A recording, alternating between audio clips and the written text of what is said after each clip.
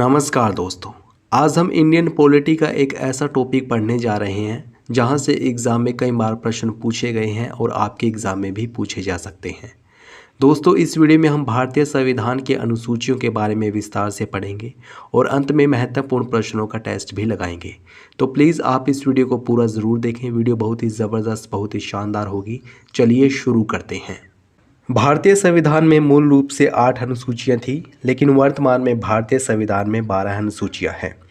9वीं अनुसूची प्रथम संविधान संशोधन अधिनियम 1951, 10वीं अनुसूची 52वें संविधान संशोधन अधिनियम 1985, 11वीं अनुसूची 73वें संविधान संशोधन अधिनियम 1992 और 12वीं अनुसूची 74वें संविधान संशोधन अधिनियम 1992 द्वारा जोड़ी गई थी।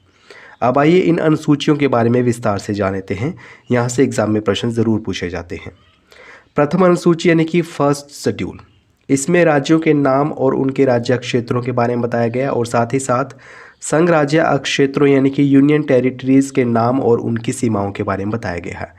यानी कि पहली अनुसूची में राज्यों और केंद्र शासित प्रदेशों के राज्य क्षेत्र और उनकी सीमाओं के बारे में बताया गया है और वर्तमान में भारत में 28 राज्य तथा 8 केंद्र शासित प्रदेश है। भारतीय संविधान का अनुच्छेद 1 और अनुच्छेद 4 का संबंध प्रथम अनुसूची से है। दोस्तों, भारतीय संविधान के महत्वपूर्ण अनुच्छेदों पर भी हमने वीडियो बनाई थी। अगर आपने वो नहीं देखी है तो आप देख सकते हैं, लिंक डिस्क्रिप्शन में दे रखा है। बहुत सारे स्टूडेंट्स के द्वारा वो वीडियो देखी गई है, बहुत ही इंपॉर्टेंट थी, आप ज़रूर देखें। आइए बढ़ते हैं दूसरी अनुसूची की ओर, सेकंड शेड्यूल। इसमें विभिन्न पदाधिकारियों के वेतन, भत्ते और पेंशन के बारे में बताया गया है और वे पदाधिकारी हैं भारत का राष्ट्रपति और राज्यपाल, राज्यों के राज्यपाल, लोकसभा के अध्यक्ष और उपाध्यक्ष, राज्यसभा के सभापति और उपसभापति, राज्य विधानसभाओं के अध्यक्ष और उपाध्यक्ष, राज्य विधान परिषदों के सभापति और उपसभापति, सर्वोच्च न्यायालय के न्यायाधीश, उच्च न्यायालय के न्यायाधीश और भारत के नियंत्रक एवं महालेखा परीक्षक। इन सभी पदाधिकारियों के वेतन, भत्ते और पेंशन के बारे में दूसरी अनुसूची में बताया गया है। आप इनके बारे में ज़रूर याद रखें। तीसरी अनुसूची यानी कि थर्ड शेड्यूल, इसमें विभिन्न पदाधिकारियों और सदस्यों द्वारा ली जाने वाली शपथ के बारे में बताया गया है।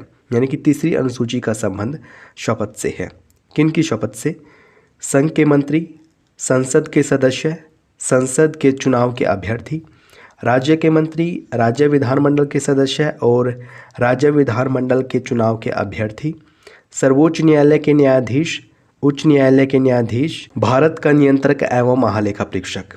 इन सभी पदाधिकारियों के शपथ के बारे में तीसरी अनुसूची में बताया गया है। तो तीसरी अनुसूची का संबंध किससे है? पदाधिकारियों की शपथ से। आइए बढ़ते हैं चौथी अनुसूची की ओर, फोर्थ शेड्यूल। इसमें राज्यों और संघ राज्य क्षेत्रों के लिए राज्यसभा में स्थानों के आवंटन के बारे में बताया गया है। यानी कि राज्य और केंद्र शासित प्रदेशों में राज्यसभा की सीटें कितनी कितनी होंगी, ये प्रावधान किया गया है चौथी अनुसूची में। और भारतीय संविधान के 2 अनुच्छेद, अनुच्छेद 4 का क्लोज 1 और अनुच्छेद 80 का क्लोज 2 चौथी अनुसूची से संबंधित है। यानी इन अनुच्छेदों में भी वही बात बताई गई है जो चौथी अनुसूची में बताई गई है। आइए बढ़ते हैं आगे, पांचवी अनुसूची यानी कि फिफ्थ शेड्यूल।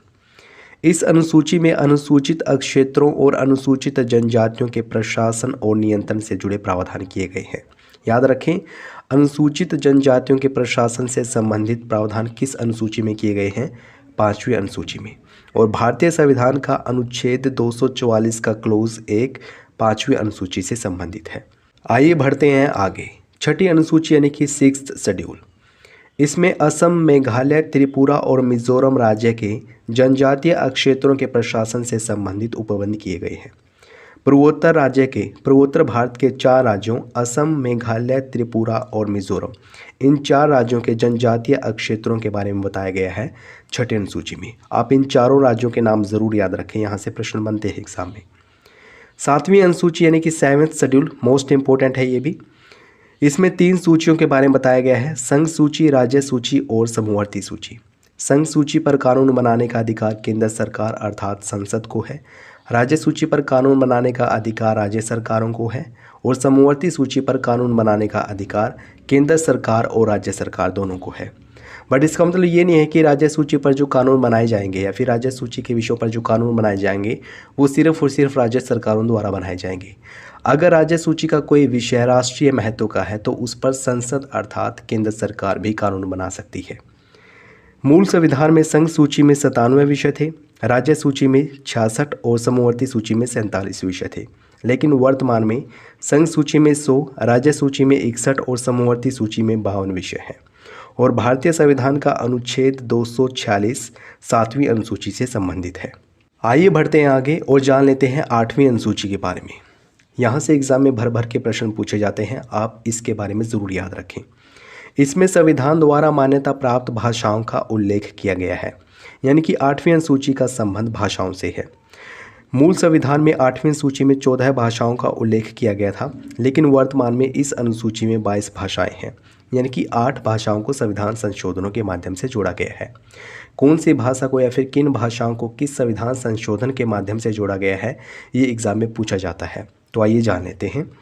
सिंधी भाषा को वर्ष 1967 में 21वें संविधान संशोधन अधिनियम द्वारा जोड़ा गया। कोंकणी, मणिपुरी और नेपाली, इन 3 भाषाओं को 71वें संविधान संशोधन अधिनियम 1992 द्वारा जोड़ा गया। और 4 भाषाओं बोडो, डोगरी, मैथिली, संथाली, इन 4 भाषाओं को 92वें संविधान संशोधन अधिनियम 2003 के द्वारा जोड़ा गया। आपको ये संशोधन जरूर याद रखने हैं, यहाँ से एग्जाम में प्रश्न ज़रूर बनेगा। तो कुल मिलाकर 8वीं सूची में 22 भाषाएं हैं। आप इन भाषाओं के बारे में याद रख सकते हैं। यहाँ से प्रश्न इस प्रकार से बन सकता है कि किस भाषा का उल्लेख 8वीं सूची में नहीं किया गया है, 8वीं सूची में नहीं किया गया है। तो आपको पता होना चाहिए कि 8वीं सूची में कौन कौन सी भाषाएं हैं। आइए एक बार देख लेते हैं सभी भाषाओं को। असमिया, बांग्ला, बोडो, डोगरी, गुजराती, हिंदी, कन्नड़, कश्मीरी, कोंकणी, मैथिली, मलयालम, मणिपुरी, मराठी, नेपाली, उड़िया, पंजाबी, संस्कृत, संथाली, सिंधी, तमिल, तेलुगु और उर्दू, इन 22 भाषाओं का उल्लेख 8वीं सूची में किया गया है। और भारतीय संविधान के 2 अनुच्छेद 344 का क्लोज 1 और 351 8वीं अनुसूची से संबंधित है। आइए बढ़ते हैं आगे, जान लेते हैं 9वीं अनुसूची के बारे में। शुरू में मैंने बताया था कि भारतीय संविधान में मूल रूप से 8 अनुसूचियाँ थी, यानी कि 9वीं अनुसूची को संविधान संशोधन के माध्यम से जोड़ा गया है। 9वीं अनुसूची को पहले संविधान संशोधन अधिनियम 1951 द्वारा जोड़ा गया है। और इसका उद्देश्य क्या था, इसको क्यों जोड़ा गया है? इसका उद्देश्य था भूमि सुधारों और जमींदारी उन्मूलन के लिए बनाए जाने वाले अधिनियमों, नियमों और विनियमों को न्यायालय के पुनर्विलोकन की शक्ति से बाहर रखना, ये इसका उद्देश्य था। यानी कि भूमि सुधारों से संबंधित जो भी कानून बनाए जाएंगे, उन कानूनों पर न्यायालय में बहस नहीं की जा सकती, न्यायालय में वाद विवाद नहीं किया जा सकता, ये व्यवस्था की गई थी 9वीं अनुसूची में। और इस अनुसूची में वर्तमान में 284 प्रविष्टियाँ हैं। लेकिन सर्वोच्च न्यायालय ने वामन राव के मामले में वर्ष 1981 में स्पष्ट कर दिया था कि 24 अप्रैल 1973 के बाद 9वीं अनुसूची में शामिल किए जाने वाले अधिनियम की न्यायिक समीक्षा की जा सकती है, अर्थात उनकी न्यायालय में जांच हो सकती है, न्यायालय में वाद विवाद हो सकता है उन विषयों पर। 24 अप्रैल 1973 केशवानंद भारती मामले की डेट है। बहुत ही बड़ा मामला था ये। और इसी मामले में ये कहा गया कि भारतीय संविधान का एक बेसिक स्ट्रक्चर है और उस बेसिक स्ट्रक्चर में संशोधन नहीं किया जा सकता।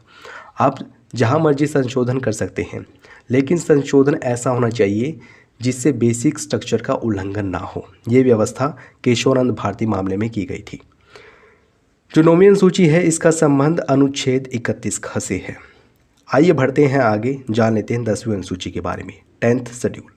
इसे 52वें संविधान संशोधन अधिनियम 1985 द्वारा जोड़ा गया था और इसमें दल बदल के आधार पर संसद और विधानसभा के सदस्यों की निहरता से संबंधित उपबंध किए गए हैं। इसे दल बदल विरोधी कानून के नाम से भी जाना जाता है। और 91वें संविधान संशोधन अधिनियम 2003 द्वारा इसमें एक संशोधन भी किया गया था। तो याद रखें, 10वीं अनुसूची का संबंध दल बदल कानून से है और इसे 52वें संविधान संशोधन अधिनियम 1985 द्वारा जोड़ा गया था। आइए बढ़ते हैं 11वीं अनुसूची की ओर। इस अनुसूची को 73वें संविधान संशोधन अधिनियम 1992 द्वारा जोड़ा गया था और इसमें पंचायतों की शक्तियों और जिम्मेदारियों के बारे में बताया गया है। यानी कि 11वीं अनुसूची का संबंध पंचायती राज से है और इस अनुसूची में 29 विषय हैं। यानी कि इन 29 विषयों पर कानून बनाने का अधिकार पंचायतों को दिया गया है। और भारतीय संविधान का अनुच्छेद 243(6) 11वीं अनुसूची से संबंधित है। 12वीं अनुसूची की बात करें तो इसे 74वें संविधान संशोधन अधिनियम 1992 द्वारा जोड़ा गया था और इसमें नगर पालिकाओं की शक्तियों और जिम्मेदारियों के बारे में बताया गया है। 12वीं अनुसूची का संबंध नगर पालिकाओं से है इसमें 18 विषय है और भारतीय संविधान का अनुच्छेद 243 ब 12वीं अनुसूची से संबंधित है। अब आइए इंपॉर्टेंट क्वेश्चंस का टेस्ट लगा लेते हैं। अगर आपने इस वीडियो को ध्यान से देखा है तो आप इस टेस्ट में झंडे गाड़ देंगे।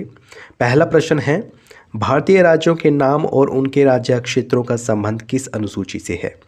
इसका सही जवाब होगा ऑप्शन ए, प्रथम अनुसूची। याद रखें, पहली अनुसूची में भारतीय राज्यों के नाम और उनके राज्य क्षेत्र के बारे में बताया गया है और साथ ही साथ केंद्र शासित प्रदेशों के नाम और उनकी सीमाओं के बारे में भी पहली अनुसूची में बताया गया है। दूसरी अनुसूची में विभिन्न पदाधिकारियों के वेतन, भत्ते और पेंशन के बारे में बताया गया है।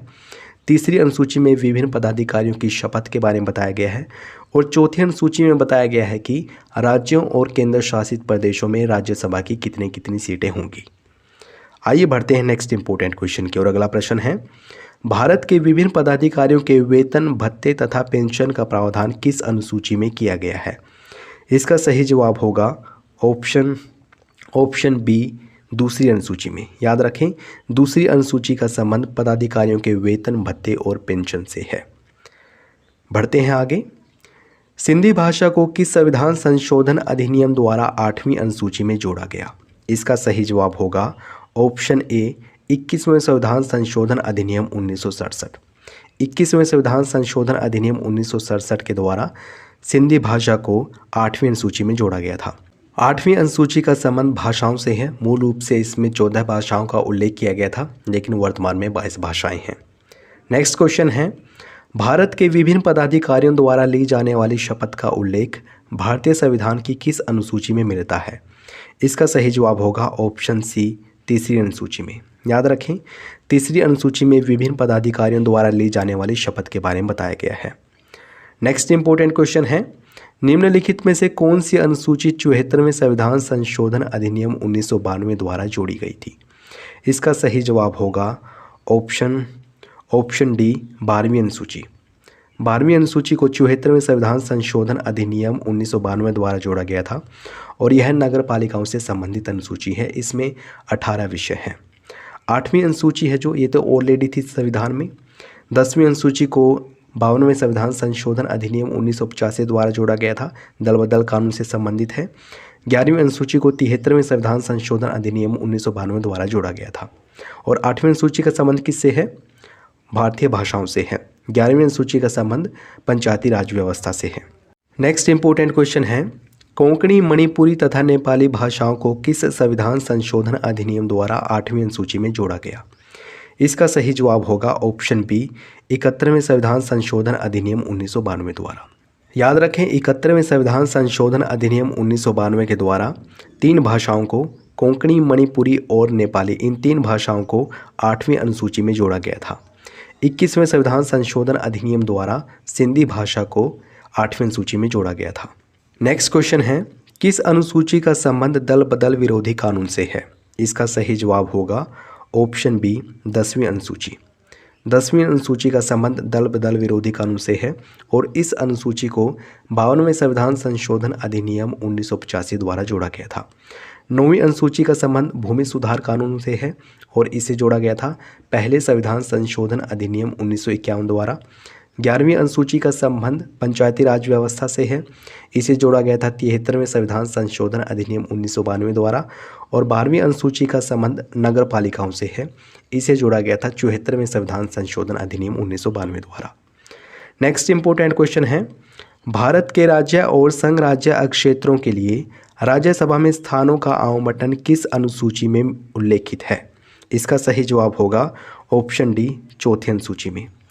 यानी कि राज्य और केंद्र शासित प्रदेशों में राज्यसभा की कितनी कितनी सीटें होंगी उसके बारे में बताया गया चौथी अनुसूची में। अगला प्रश्न है, 11वीं अनुसूची जिसे 73वें संविधान संशोधन अधिनियम 1992 द्वारा जोड़ा गया में कुल कितने विषय हैं? मोस्ट इंपोर्टेंट क्वेश्चन है, एग्जाम में पूछा गया प्रश्न है। इसका सही जवाब है ऑप्शन सी, 29 विषय। याद रखें, 11वीं अनुसूची जो कि पंचायती राज व्यवस्था से संबंधित है, इसे 73वें संविधान संशोधन अधिनियम 1992 द्वारा जोड़ा गया था और इसमें कुल 29 विषय हैं। अगला प्रश्न है, भारतीय संविधान की 5वीं अनुसूची का संबंध किससे है? इसका सही जवाब है ऑप्शन ए, अनुसूचित क्षेत्रों तथा अनुसूचित जनजातियों के प्रशासन से संबंधित है 5वीं अनुसूची। पूर्वोत्तर राज्यों के जनजातीय क्षेत्रों के प्रशासन से संबंधित है 6ठी अनुसूची, लेकिन सभी पूर्वोत्तर राज्य नहीं, असम, मेघालय, त्रिपुरा और मिजोरम, इन 3 राज्यों के जनजातीय क्षेत्रों के प्रशासन के बारे में बताया गया है 6ठी अनुसूची में। भारतीय भाषाओं से संबंधित है 8वीं अनुसूची और भूमि सुधारों से संबंधित है 9वीं अनुसूची। नेक्स्ट क्वेश्चन है, भारतीय संविधान में 9वीं अनुसूची को किस संविधान संशोधन अधिनियम द्वारा जोड़ा गया? इसका सही जवाब होगा ऑप्शन ए, प्रथम संविधान संशोधन अधिनियम 1951 द्वारा 9वीं अनुसूची को जोड़ा गया था और इसमें भूमि सुधार से संबंधित कानून के बारे में बताया गया है। इसमें कहा गया था कि भूमि सुधार से संबंधित जो भी कानून बनाए जाएंगे उनको न्यायालय में चुनौती नहीं दी जा सकती, लेकिन बाद में वर्ष 1981 में सर्वोच्च न्यायालय ने ये कह दिया था कि 24 अप्रैल 1973 के बाद भूमि सुधारों से संबंधित जो भी कानून बनाए जाएंगे उनको न्यायालय में चुनौती दी जा सकती है। 52वां संविधान संशोधन अधिनियम है जो ये दल बदल कानून से संबंधित है, इसके तहत 10वीं अनुसूची को जोड़ा गया था।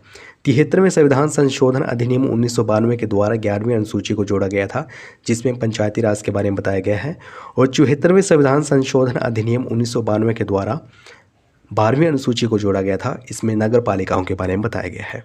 नेक्स्ट इंपॉर्टेंट क्वेश्चन है, भारतीय संविधान की 6ठी अनुसूची में किस राज्य के जनजातीय क्षेत्रों के प्रशासन के बारे में उपबंध नहीं किया गया?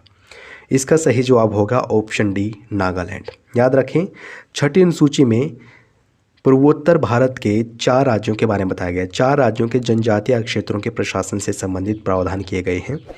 उन 4 राज्यों में नागालैंड शामिल नहीं है। असम, मेघालय, त्रिपुरा और मिजोरम, इन 4 राज्यों के बारे में, इन 4 राज्यों के जनजातीय क्षेत्रों के प्रशासन के बारे में 6ठी अनुसूची में बताया गया है। नेक्स्ट क्वेश्चन है, भारतीय संविधान की किस अनुसूची में संघ सूची, राज्य सूची तथा समवर्ती सूची के विषयों के बारे में बताया गया है?